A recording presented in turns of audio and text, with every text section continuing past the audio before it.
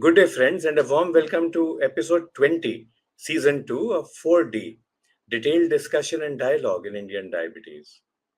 In 4D, we present you a four dimensional view, a beyond three dimensional view of diabetes in India and how to manage it.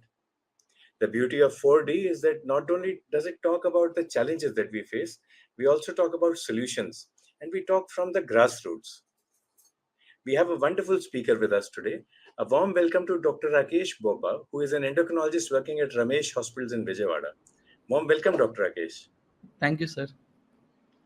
Dr. Rakesh, the entire audience is looking forward to listen to you.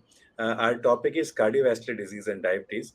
But a question coming is, you have worked in some of the best colleges in India, and now you're practicing in Vijayawada in private practice. So the Yes, sir. question is, the theory that we learn in medical college, is it applicable in practice?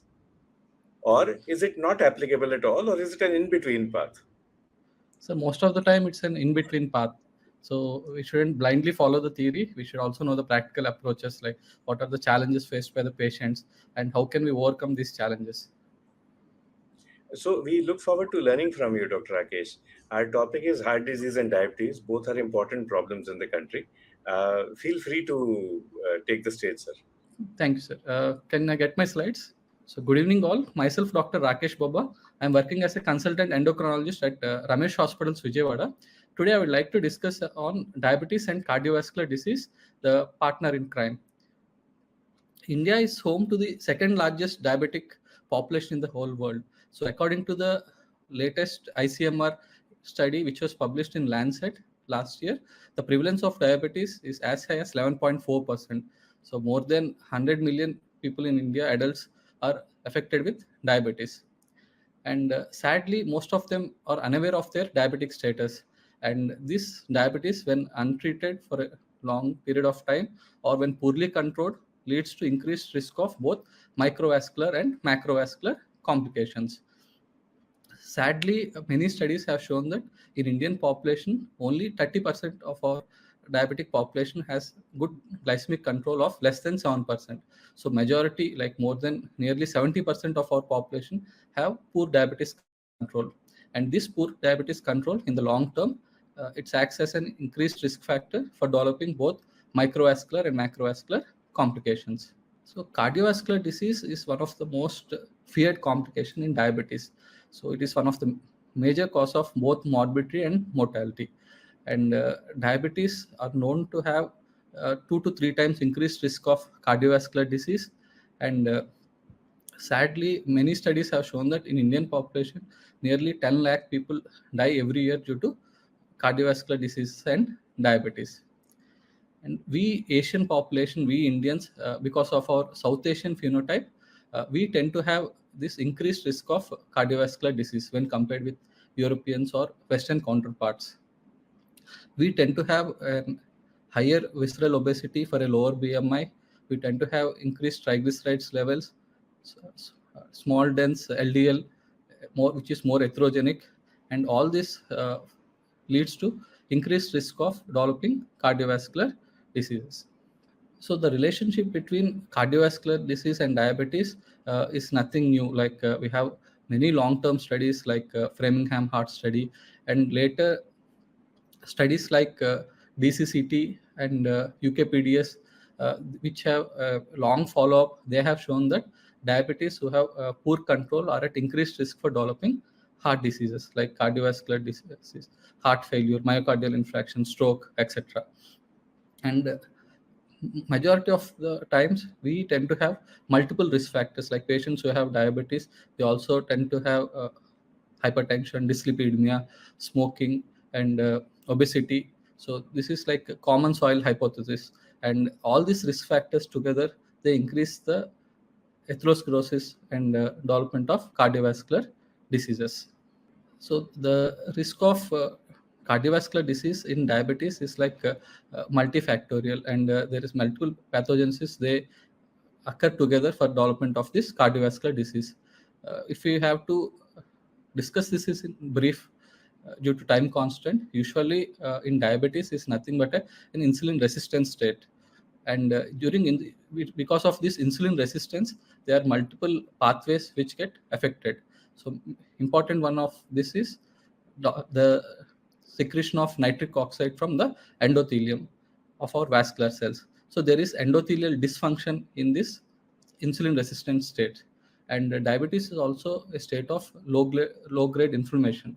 So this inflammation which continues in our microvasculature and macrovasculature along with the endothelial dysfunction, these are the important reasons for development of atherosclerosis and cardiovascular disease.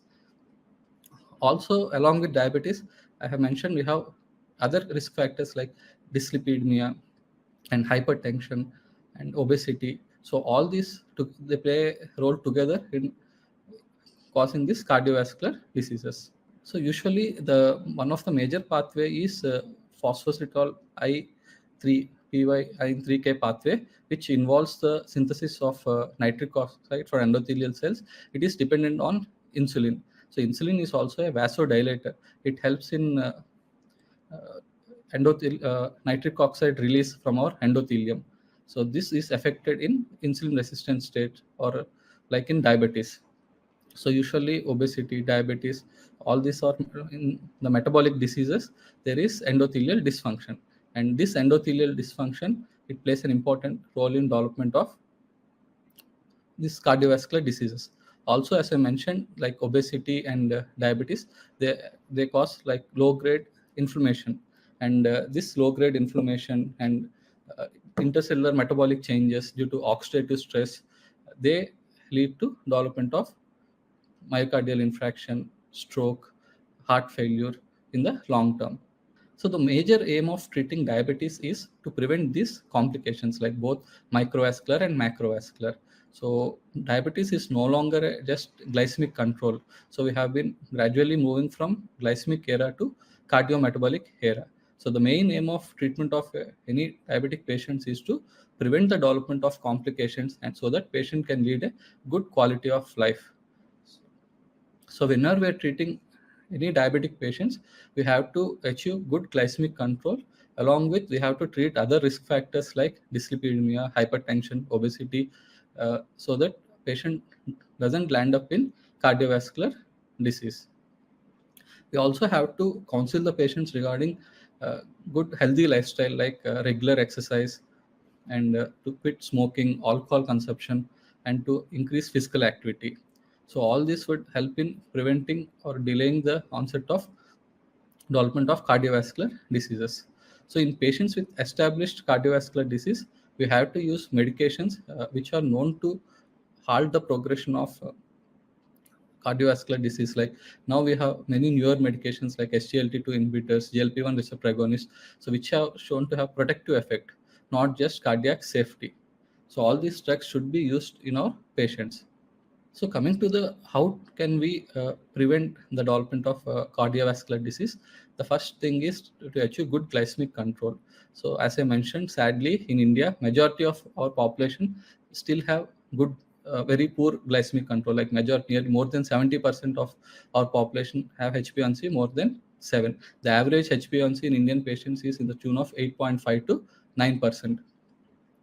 So we have to be aggressive in our management of diabetes. So one reason for this poor control is therapeutic inertia. So there is inertia among both the physicians and the patient side in tackling this diabetes epidemic. So we feel like we give the patients time, like so that they can achieve good control by themselves. And even the patients tend to postpone the intensification of the therapy. They feel like the intensification of therapy is a failure on their part, and they tend to bargain with the doctor like to continue the same medication for the next 3 months, 6 months. And sadly, this lead to poor legacy effect, and patients end up in complications. So our approach should be to be aggressive in management of diabetes. So now the motto is hit hard and hit fast. So we have to achieve good glycemic control as soon as possible so that the patient can have good metabolic memory or good legacy effect. And we can achieve this with the many newer medications like SGLT2 inhibitors, GLP-1 receptor agonists, and also DP4 inhibitors, which have less glycemic variability. So studies have shown that not only hyperglycemia but also hypoglycemia increases the risk of development of cardiovascular diseases and complications. So our aim is to achieve good glycemic control without hypoglycemia. So these newer agents can have good cardiac safety and also less chances of development of hypoglycemia. So I want to discuss briefly about newer oral antidiabetic agents like SGLT2 inhibitors and DP4 inhibitors.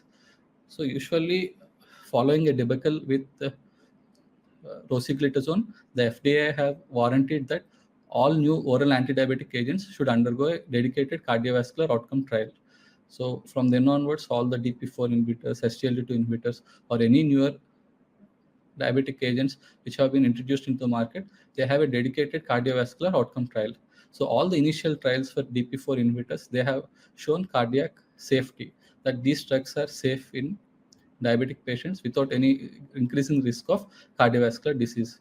But later, newer drugs like SGLT2 inhibitors, especially empagliflozin, it has shown that cardiac protective effect. So patients whom these drugs were used, they have reduced myocardial infarctions, heart failure, and 3 point major adverse cardiovascular events. So they have shown protective effect in reducing the development of cardiovascular disorders.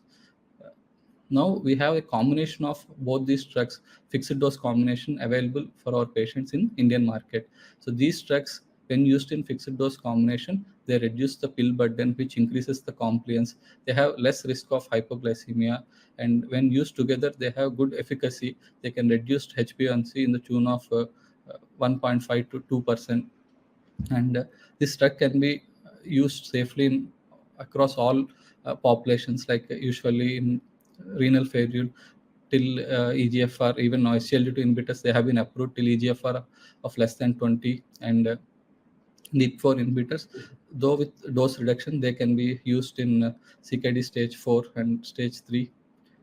So, and these drugs, they have known to affect target different pathogenesis of diabetes. So they act at different levels, like SGLT2 inhibitors, they act at the renal levels, they inhibit the glucose reabsorption, and they reduce glucotoxicity, they cause other beneficial, other pleiotropic effects apart from glycemic control. SGLT2 inhibitors, they're known to reduce weight, and shown to reduce systolic blood pressure. And DP4 inhibitors, they act at a different level, and when they used together, they have complementary effects. And studies have also shown that when used together, the instance of genital tract infections, urinary tract infections, which are one of the worrisome or common with the SGLT2 inhibitors, the instance is reduced when it is used in combination with DP4 inhibitor. So many newer trials have been done on with SGLT2 inhibitors, like we have Declare TIMI, which is a dedicated cardiovascular outcome trial for dapagliflozin, and DAPA HF trial, which is for heart failure, DAPA CKD. We have other trials like Emperor for empagliflozin, and Canvas trial for canagliflozin. So all trials involving SGLT2 inhibitors, they have shown beneficial effect, or with patients with for heart failure, and reduced incidence of hospitalizations. And with dapagliflozin, it's one of the very large trial which showed in long term it was very safe. Dapagliflozin was very safe in for reducing heart failure incidence, and also it's very cardiac safe.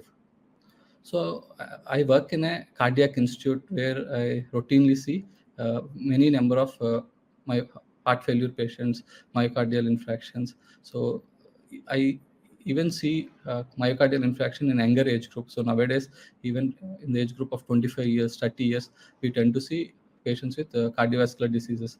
And one thing I noticed is even these patients have having diabetes.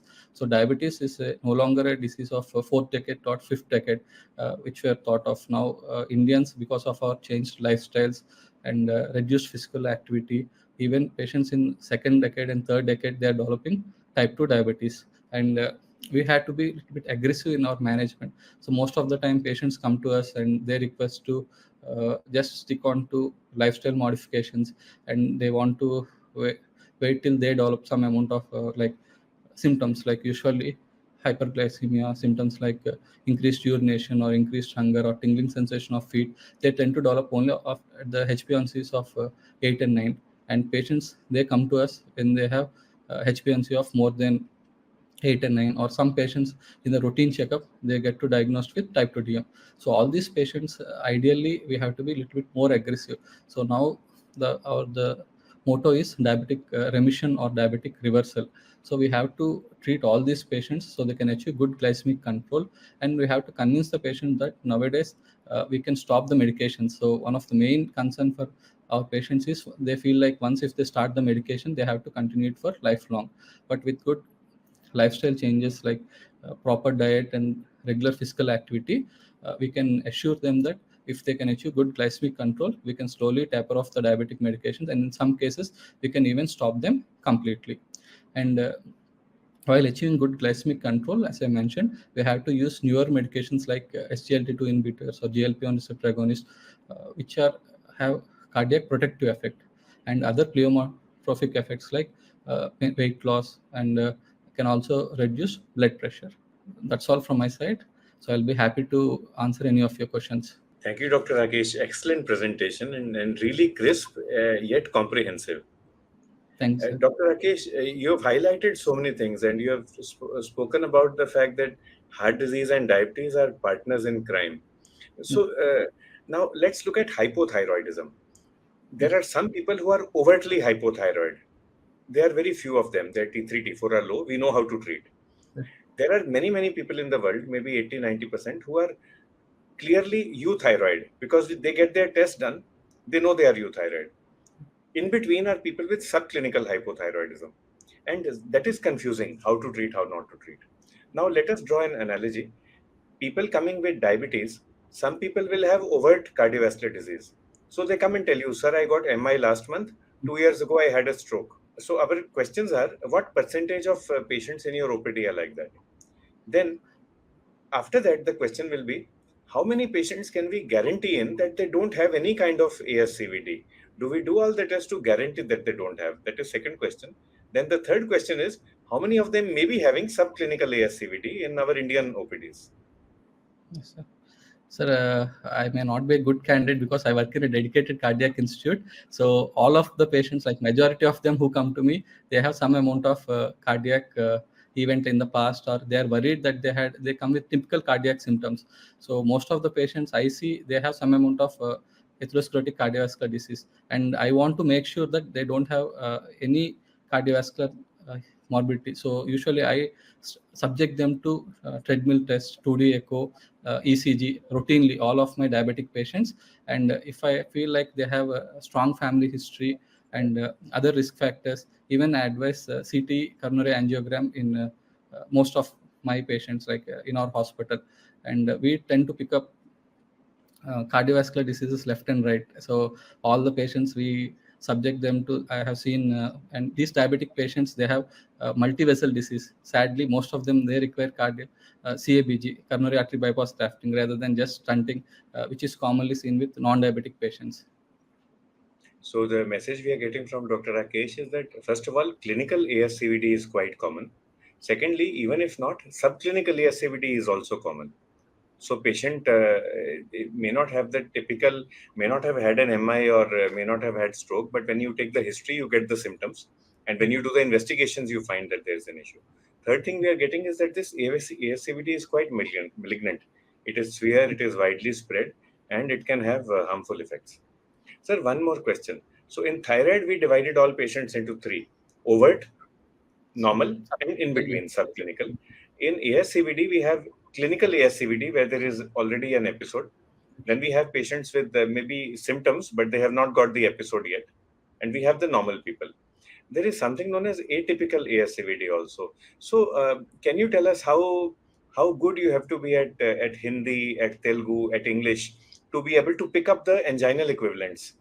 From your experience last couple of weeks, any patients who came, you thought they had a dental pain or something, but actually they turned out to have ASCVD. Can you describe in English, Hindi, Telugu, in every way so that we can all understand, sir? So most of my patients are like Telugu patients. I'm from Andhra, Vijayawada. So most of my patients, they come to me saying that they have a slight amount of breathlessness. కొంచెం like శ్వాస తీసుకోవడంలో కొంచెం ఇబ్బందిగా ఉందండి. కొంచెం when I'm climbing stairs, I felt little bit breathless. Or sometimes I had little bit of dragging pain in my hand, left hand especially, and major complaint is sometimes they'll feel like with little amount of activity they feel like they are exhausted, or they feel like little bit weak. So we have to pick up all the subtle signs. So if they have like their chronic diabetes, and if they have other risk factors like hypertension, dyslipidemia for a long time, so we usually suspect some amount of atherosclerosis, or these are like angina equivalents, and we usually subject them to stress testing like uh, cardiac treadmill test, or CT angiogram if it's positive. And yeah.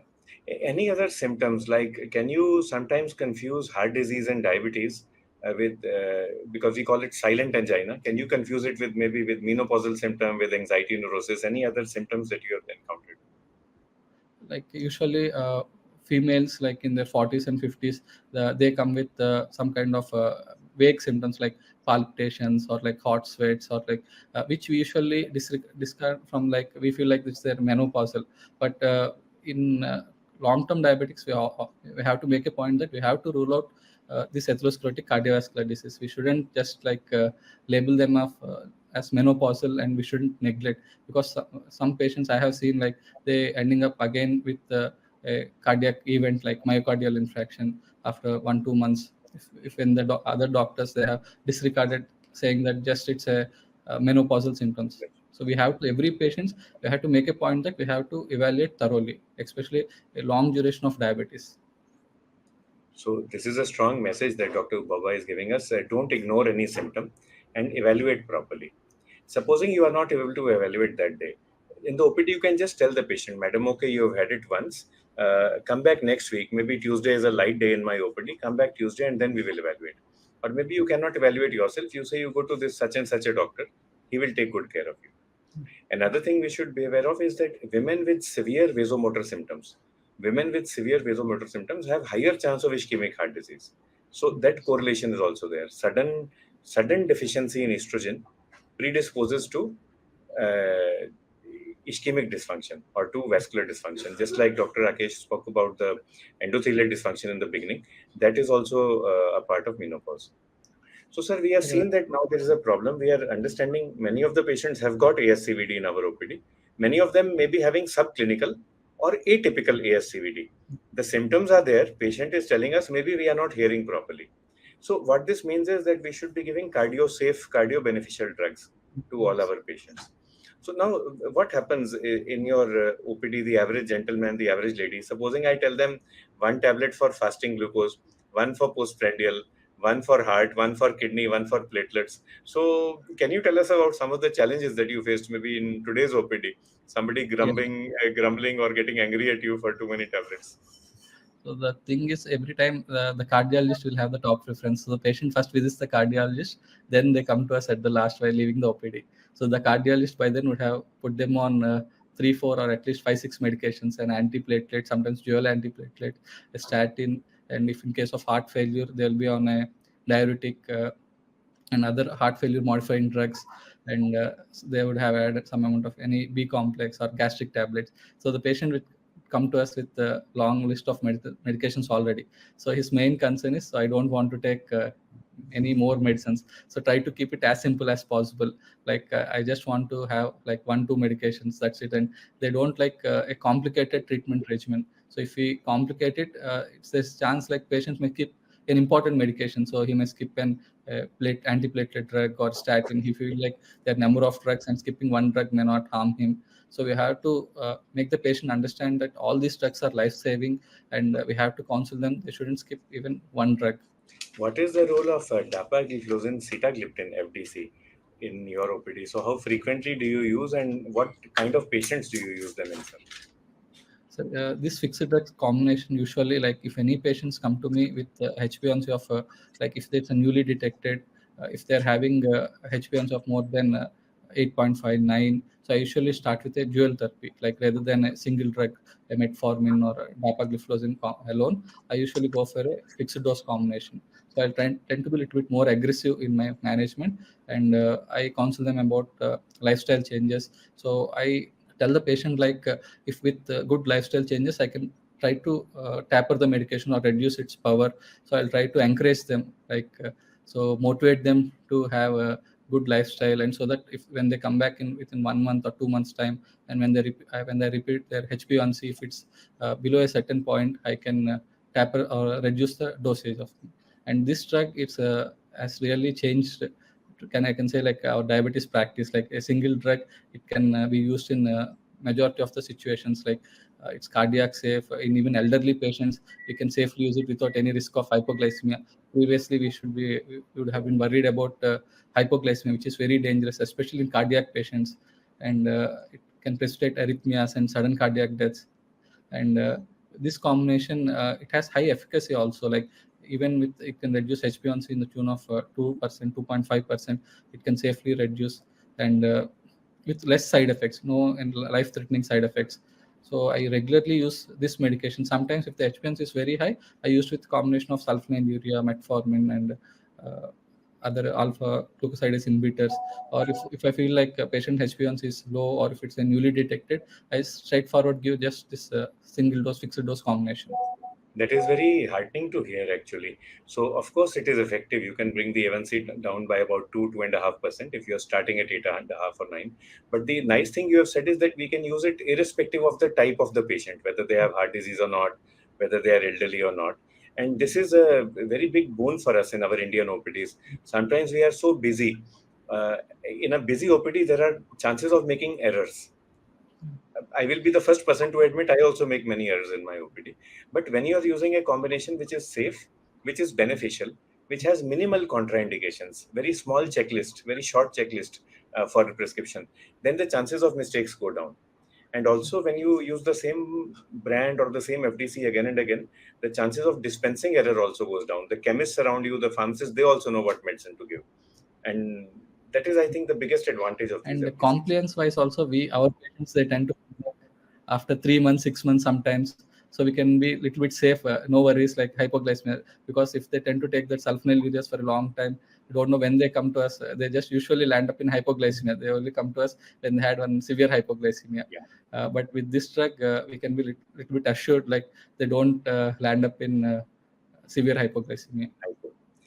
Actually, when we speak with our patients, we talk about this. We say that this is a two-in-one pill. So now in English, you see the proverb is killing two birds with one stone, but that is not a nice kind of a proverb. Why should we become violent, and what did the poor little birds do to us? So in Hindi or Telugu or in Tamil or Malayalam, you can say we are going to light two lamps with one flame. So one is assurance. We assure you that your glucose will be taken care of. You will not have any side effects. And the other is insurance. We also insure your heart and kidney against damage, against further damage. Actually, it will improve. So we are giving you assurance and insurance together. And now, Dr. Rakesh, I am reminded of the famous Telugu poet. Only problem is I forget the name, who was able to get Sanskrit and Telugu together. And he is from Vijayawada side only. And he was able to create a unified literature for Telugu. He is one of the three pillars of Telugu literature. And he created unified literature which united Sanskrit and Telugu. So these kind of discussions you can do in your OPD with your patient. In English, you might want to say assurance and insurance. To someone, we will say we will light two lamps with one stone. You also might want to say we are worshipping Lakshmi and Saraswati together. You are giving evidence-based medicine, and you are saving Lakshmi for the patient because you are preventing the patient from getting heart disease, kidney disease. So they will save money that they would otherwise have spent in the cardio or nephro center. So, Dr. Rakesh, I'd like to thank you very much. So many things we have learned from you today. Entire audience listening to you, and I forgot to mention lots of comments coming in from people. Dr. Rama Mohan from Nellore, Professor Rakesh Sai from Hyderabad, all praising your talk. Any comments, anything you would like to say before we conclude? It's first of all, I would like to thank for this opportunity to be part with an esteemed speaker like you, sir. Like you're a legend for endocrinology, and I'm very happy to be associated with you for this talk. And yes, cardiovascular disease sometimes is usually neglected by rural population, and people, they don't know the severity of this. So still they go to other quacks, or they try to go for alternative medication. They feel like sugar control is diabetes is just sugar control, and they don't think of complications. So I have many patients coming to me at the later stage of diabetes. Like now, even though if they have good control now, they would have developed retinopathy, neuropathy, and they suffer from its complications. So if would have the patient would be have been educated and have been created awareness about the like endocrinologist and how we manage diabetes, how it is different from a routine control, and why it's essential to tackle this problem at the earlier with the newer drugs, so they would lead a good quality of life in the long term. So our main uh, purpose of treating any patient is that they should have to have a good quality of life, not just adding years, but also quality of these years is important. So we can achieve this by with the help of newer drugs which are available to us. Thank you, sir. On this very optimistic note and this very proactive note that we should work for the quality of life of our patients, I'd like to thank you, and I'd like to thank everyone who has listened to this episode of 4D. This is our 20th episode, but we have many more to go. The year, more than half the year is still left. And I invite everyone to join us in this endeavor, the 4D endeavor of detailed discussion and dialogue in diabetes, in Indian diabetes, so that we can make our country a happier and a healthier place to live in. Thank you, Dr. Rakesh. Thank